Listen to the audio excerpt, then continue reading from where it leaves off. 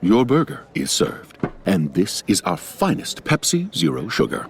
Its sweet profile perfectly balances the savory notes of your burger. That is one perfect combination. Burgers deserve Pepsi. Today on CityCast Boise. When a protester engaged with a drag queen at Canyon County Pride, nobody expected the queen to ask a question so disarming that it completely flipped the script and even went viral on social media. We're unpacking how that curiosity led to connection and whether it could be a way to build bridges in even the most hostile places. It's Monday, June 23rd. I'm Lindsay Van Allen, and this is what Boise's talking about. Here to give us some insight into that interaction from his perspective is JD Hawley, aka Cookie Puss. Thanks so much for being here, JD. Oh, thank you for having me. I'm so excited. We're going to play the audio from your moment at Canyon County Pride, but before we do, I wanted to ask, did you go into the day expecting to engage with protesters, or was it more of a spontaneous decision when that particular protester approached you? Yeah, I would say I didn't go into the day thinking I'm going to interact with somebody or that wasn't on my mind. But when I was walking in, I saw him. His name was Paul. I saw him interacting with someone and they were really like engaged. And I was like, I took note of it. Then I went and performed, came back out, and I was kind of tired. I was kind of, it was the end of the day for me. And I saw him and he was just yelling to himself. And I just had this moment where I was like, wouldn't it be interesting if I could get this guy to say something relatively normal? Like if I could have a conversation that doesn't go the way everyone think it's going to go. Can I ask you a question? Of course. What's your favorite topping of pizza? I'm not sure. You're not sure what your favorite topping of pizza is? No, it's a non sequitur. I What thought do we you were mean? having a good conversation, and then you just. I would give it like a 5 out of 10. As far you were kind of just spouting stuff. I think the cool stuff is like getting to know you. Like, what's your favorite kind of pizza? Fair enough. I mean. So everyone's gotten to hear the audio, but to set the stage for listeners, because this is just an audio medium, you were in full drag makeup, and this protester, Paul, is calling you idolatrous. And instead of clapping back or getting angry with him, you ask him, of all things, his favorite pizza topping. What inspired that? Like, where did that question come from? I will be completely honest. There has to be part of it that was just me being really hungry and I was thinking about pizza. And so in my head, I'm like, what is kind of the most basic kind of great equalizer topic that I could pick, right? Top of mind that, I think most people have an opinion about pizza. That's kind of the universal food. And so I was just like, let's see what he says. Who knows? Like, just, I've tried speaking to protesters and I've tried other ways of connecting and usually doesn't ever end up going anywhere. And so this time I was like, maybe something random will switch things up. Well, and you could see protester Paul freeze for a second when you asked that question. He couldn't tell if he was being set up or not or where you were coming from, but then he actually engaged and he answered. Were you surprised that he went along with it? I was at first because you see his brain working in the video. Like he's trying to decide if I'm like trustworthy or if I'm trying to get an angle. And I think once we kind of kept speaking and the conversation goes on, he realizes like I was just literally asking him about pizza. And so then, yeah, it just kind of evolved into this really natural conversation. And it felt like a relief to me too, because I don't really like to have confrontation that's negative. My goal is to try and find some common ground. And so it was like, wow, I was feeling just as good, I think, as he was in that moment. Why do you think that a question that was so simple, but kind of perfect because it was personal, but very low stakes, threw him off of his protesting game so much? I think once he realized it was just, like you said, a low stakes question, he let his guard down. And so we kind of were able to take it further than just like, the normal things he was probably talking about all day with people. I also kind of came to realize just from our interaction that it seemed like he genuinely did want to talk to somebody. It seemed like he was maybe in his own way looking for a connection. And, sometimes that looks like him protesting and like being there to talk about religion. But in that moment, it became something really natural and very human. And then we ended up going further. We talked about my hometown, Arco, Idaho. He was really excited about that because he knew about Arco. He knew about like things that he said he drove through there a lot. And it just ended up being like this very natural conversation. And so, it was nice. And it just felt like that doesn't really happen often. Yeah, like you asked the question about the pizza, and then he came back asking you where you were from, wanting to talk about Arco. Do you think that redirection away from maybe his ideology into something really simple, really basic, like pizza, opened the door for empathy? Yeah, I think that that's kind of what you see in the video. And that's what I realized was happening. Like something as simple as pizza, something as kind of just like universal, took him out of where he was, took him out of that mindset he was in. And it sort of opened the door for us to have a conversation first. But at the end of it, I saw like his mind was changed about maybe just me, maybe just our interaction, like he went from being, I think, suspicious of me when I asked the question to then we engaged and he, you could see him let his guard down. And at the end of it, I felt like there's a connection here, like whether it's just in that moment. And then, the thing I've noticed from the video getting a response is that other people see that too in the video. Like I've gotten a lot of comments about people seeing like, wow, what a genuine human moment, and like both parties were able to kind of let their guard down, like see each other as human. And I think that's why it's resonated so much with people, is that it just felt like genuine. There was no like agenda at least on my end. Yeah, it definitely, further into the clip, he seems very excited to actually be talking to you. And it seemed like you were having a good time too. Do you think that joy or humor or even just genuine curiosity could be powerful tools in these moments of confrontation, especially in places like Idaho, where the stakes can feel really high for marginalized groups?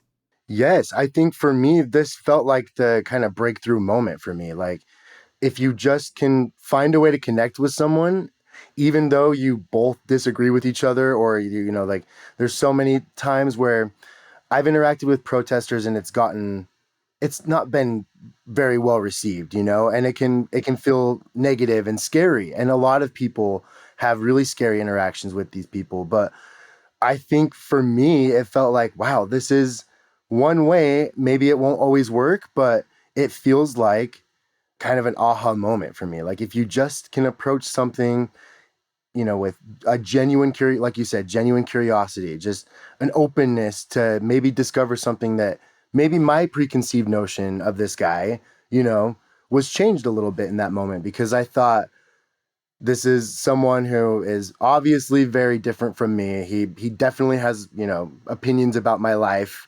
but if I can find a way for him to see me as a human, I think that benefits both of us.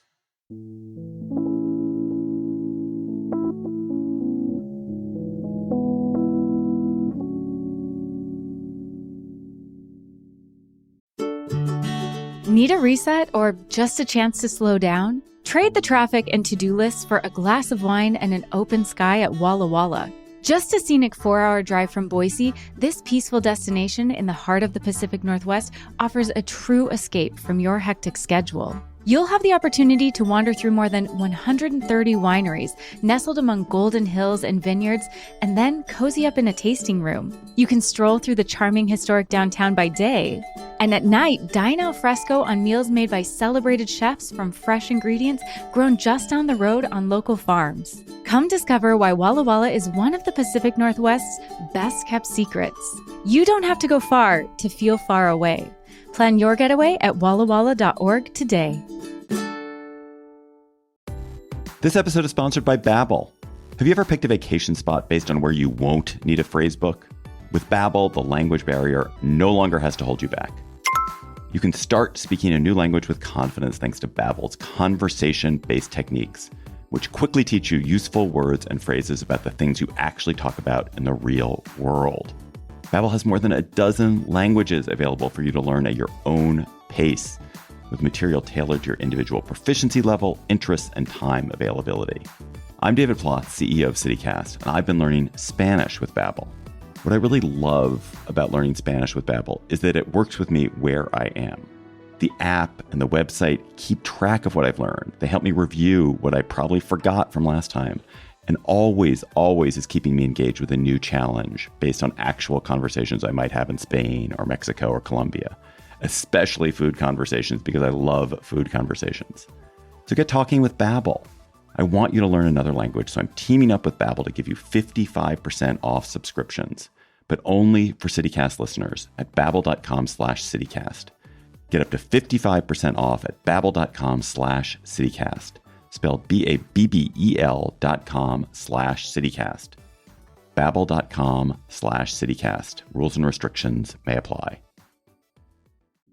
One of the reasons I wanted to talk to you is when I saw this clip, I was at Canyon County Pride, saw you there, fantastic performance, but I came home and I saw this clip and it stopped me in my tracks. It changed my brain chemistry. I've probably watched it 50 times because it's incredible to see this complete change in both of you, but especially in protester Paul.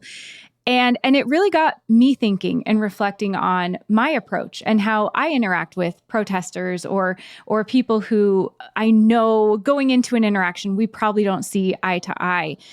Do you think that as a society, I know I'm asking you to take this really micro interaction and maybe extrapolate it, but do you think as a society, we maybe overestimate the power of arguments and underestimate the power of connection? I do. I think, especially in the age of social media and the way that everything is so online, I think that it can be so easy to get lost in the argument, in the fight. And not to say that the fight is not important, because it is. It is important to stand up for ourselves and to try and find justice. But I think it also can be very difficult to try and find a way to connect with people, to try and find a way to relate to someone. Like I said, especially with social media the way it is, it feels like everyone is at war. But the power can really be in just trying to find a way to connect with someone, a way to get past all of the differences, like their conditioning, maybe some of my preconceived notions, and to find a way to just see each other as people, see someone else and see that they are deserving of dignity. They're deserving of the same things that I expect for myself, in spite of the fact that they're coming at it with a totally different mindset. Like a lot of people have said, maybe there's a negative opinion about Paul, like in some of the comments I've seen. But for me, I hope that it opened something up for him. I hope that he left that experience feeling maybe the same thing I feel, which is like a little bit of hope, a little bit of relief, a little bit of a genuine empathy for somebody that I wouldn't normally have that with. Do you think that this approach of asking really simple, maybe really basic personal questions instead of matching someone's hostility is something that other LGBTQ people could try? Could this maybe be a model for safe resistance that doesn't escalate, but still holds space? I think that there is a potential with this one interaction and with seeing the way that it can go for other people to maybe try it. I do want to maybe give the disclaimer that it won't always work. I think it's a great starting point. It's such a great way to try and get there with someone, but I can't say that it will always go the way that it did with, protester Paul and I, because like I said, I've engaged with protesters before, and I've never really tried to go the route of matching their energy or screaming or fighting with them. I usually am a little bit silly. Honestly, that's kind of my persona in drag anyway, is silly and campy and goofy. And so that's usually the way I approach. But I think it's a great place to start, if anything, to just try this in your everyday life. Try this with people maybe you don't like at work. I don't know. It could go in a lot of different places. Yeah. And I did also want to add the caveat. If someone feels unsafe or somebody is acting really erratically, maybe that's not the moment for this approach. But again, seriously, since I've watched this video, JD, I cannot stop thinking about this. And I definitely want to try it out sometime. There's plenty of protest opportunities around here. So I'm very curious how it will go. But what has the response been like for you since it went viral? What are people saying to you, or what kind of a response have you been getting? It's been very overwhelmingly positive. I've been trying to maybe disengage from the comments, but the comments I have read have been extremely positive. I've gotten a lot of messages from people privately, and I do try to respond to those because I got messages from people from my hometown that I didn't know, and we've connected about both being queer in Idaho and growing up in Arco, and that's a very specific experience in itself. And so that's been really just, I don't know, I feel deeply grateful. Like just being able to connect with people that otherwise I wouldn't has been really, really affirming for me because, the internet can be kind of a mean place, a lonely place sometimes, but this interaction, this moment for me has been really joyful. It's been nice. What did this interaction end up meaning to you personally, as maybe a drag performer, as a queer person in Idaho, as someone who is just trying to show up with joy at a Pride event? It was exactly what I think I needed, and I didn't know that I needed it because this year especially, for a lot of queer people, a lot of performers, has felt heavy. There are a lot of policies that are being proposed and enacted in the state of Idaho and other places in this country that, not only affect drag performers, but like marginalized trans people there. And it has felt really dark to an extent, And so being able to capture a bit of whimsy, a bit of just, like natural connection that you thought was one thing and became something else, it has made me feel a little bit more hope for all of us collectively, if that's possible, like as corny as that might sound, it for me has been something that has given me a little bit, like I'd say a hope of maybe things can go to a different place. Maybe it's not it's not as scary as it is really though for a lot of people. And do you think that this moment reflected something bigger about being LGBTQ in a conservative place, maybe not just Canyon County, but across the US right now? I hope that if anything, this moment can show to people that are growing up, queer in places like Arco or places like the Midwest or small town USA, that feel very much like they can't be themselves. Maybe it gives you a little bit of bravery, just that, like in moments like those where it can be really difficult to try and see the other person for a human being, that it's possible. It is possible in spite of everything, in spite of how hateful people can be and how scary that is. And dangerous in some cases, there is hope that it could also be something different. Well, JD, thank you so much for that interaction, for that viral video. And then thank you so much for taking the time to come on the show and dig a little deeper into it with me. I really appreciate it. Thank you so much for having me. I just appreciate it so much. It's been a joy, and happy Pride.